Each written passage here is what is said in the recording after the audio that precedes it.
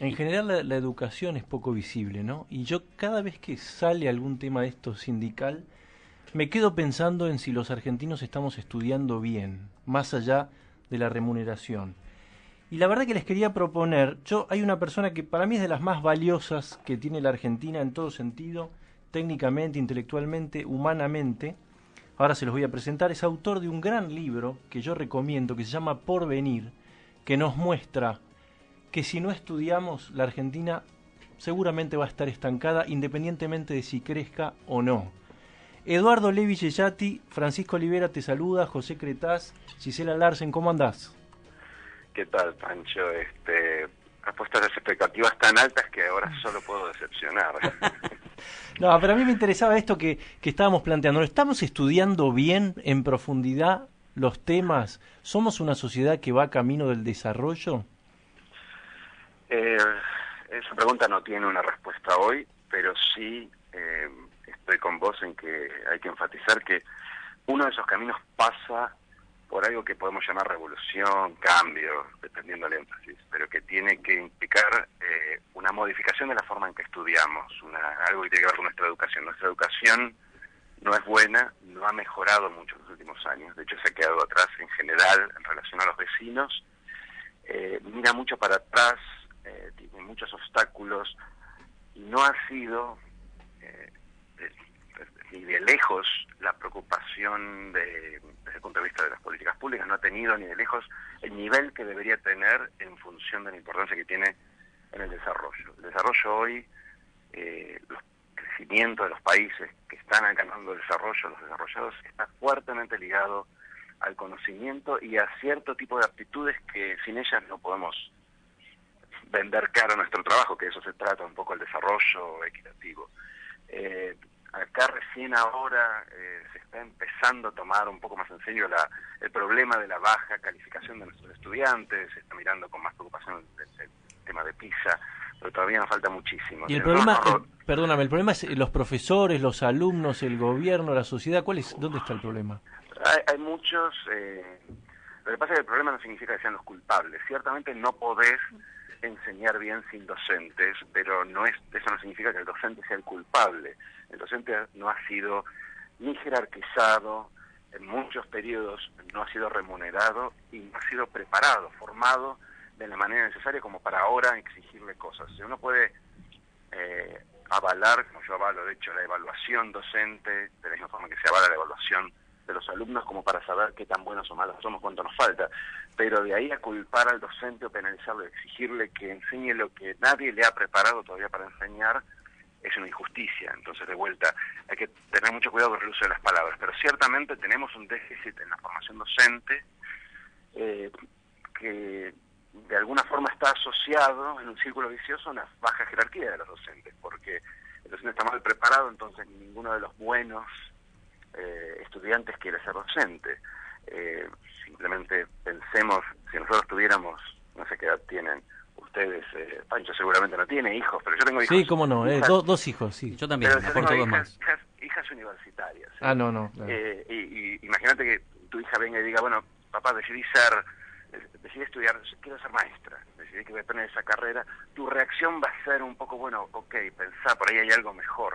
Sí, claro. Eso es terrible culturalmente, ¿entendés? Porque eso es el principio del fin de la carrera docente.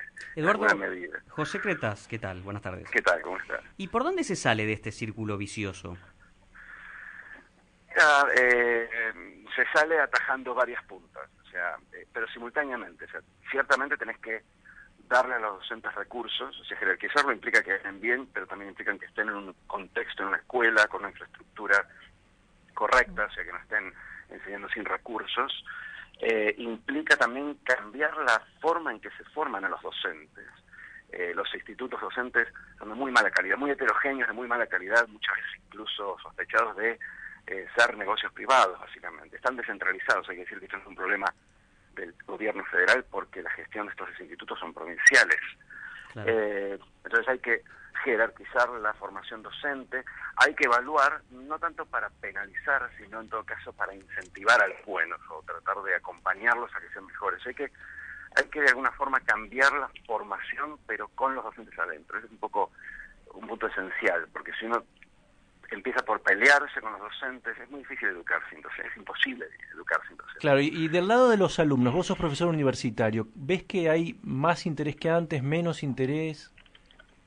No, hay diferencias. Yo soy profesor universitario, nosotros estamos hablando de docentes y en general uno le viene a la cabeza el docente de educación básica, de primario, secundario. La universidad es otro tema, un tema más complicado aún porque, por lo menos la universidad pública es autónoma, entonces las políticas son más internas de la universidad, menos parte de la política pública en general. Los alumnos, lo que nosotros vemos no es una ausencia de motivación, el alumno siempre quiere estudiar. Lo que se ve tanto en el secundario como en la universidad es que caen como moscas los primeros años, o sea, hay mucha deserción en los primeros años, y eso se debe a muchas cosas, algunas veces se debe a que tienen que salir a trabajar, pero fundamentalmente me imagino que está asociado al hecho de que no están preparados para el siguiente nivel.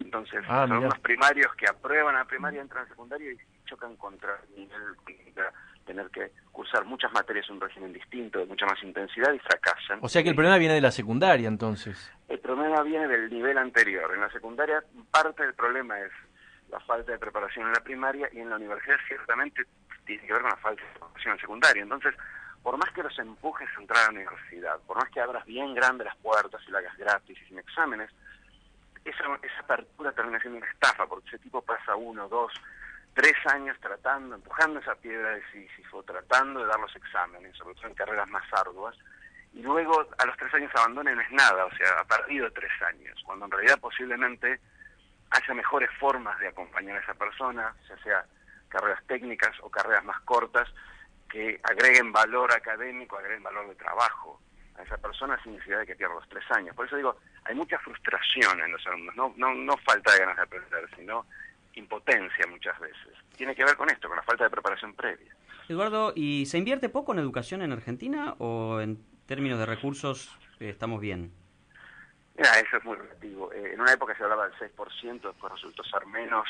Este año posiblemente sea menos, bien menos del 6%. También es cierto que el 6% argentino no es el 6% finlandés. Nosotros somos un país más pobre, el presupuesto es más bajo, y las familias de un país desarrollado vienen con un capital humano y económico distinto. Entonces acá la misma inversión tiene por ahí resultados distintos. Pero dudo que se pueda invertir mucho más. Entonces vamos a tener que, ojalá se pueda invertir mucho más. Pero dudo. La verdad es que, seamos realistas, las presiones hoy son al ajuste más que a la expansión. Entonces hay que tratar, en la medida en que no tengamos más recursos, de utilizar al máximo de la mejor manera los recursos que tenemos. Y hay muchos recursos no utilizados, me da la sensación. De todas formas, sí, idealmente, en medida en que Argentina recupere la senda de crecimiento, debería invertir más. ¿Qué recursos, Carlos, no están utilizados? ¿Me preguntas a mí? Carlos, perdóname, Eduardo. Hablábamos con Carlos. No, me parece que, por ejemplo, hay cuestiones, hay docentes que están desmotivados, son un recurso mal utilizado. Hay concentración de docentes en barrios, en sectores urbanos que necesitan menos de ese aporte del buen docente, y muchas veces esa elección que tienen, la capacidad de elección que tienen los docentes del lugar donde no enseñan, hace que se despueblen aquellas zonas donde es más urgente la presencia de un docente. Hay posiblemente la necesidad de aplicar más recursos a los lugares donde sea más difícil. En las zonas carenciadas, donde los alumnos vienen con más déficit, por ahí hay que doblar la cantidad de docentes, o doblar las horas.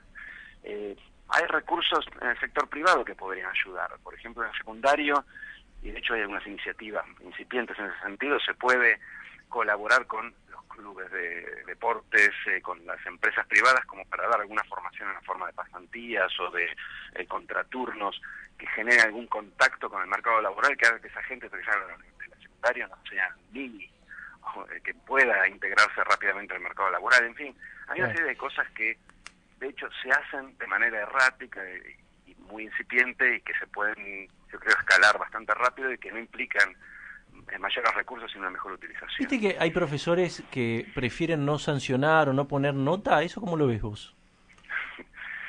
Es un tema delicado. No sancionar es otro tema, ¿no? No poner nota, ¿vos te refieres a hacer pasar al alumno? Claro, de año, por ejemplo, de grado. No evaluar, no calificar. Sí, mira, no, yo creo que eso, a ver, depende del caso, pero me da la sensación de que parte de lo que vemos como déficit en el secundario es el impulso, la urgencia, por ahí incluso bien intencionada, de aprobar al chico y hacerlo pasar al siguiente ciclo educativo, y si uno lo hace pasar con muy baja formación, eso, como decía antes, termina siendo una estafa, porque ese chico luego fracasa, y el fracaso es más doloroso que por ahí tomarse más tiempo para pasar.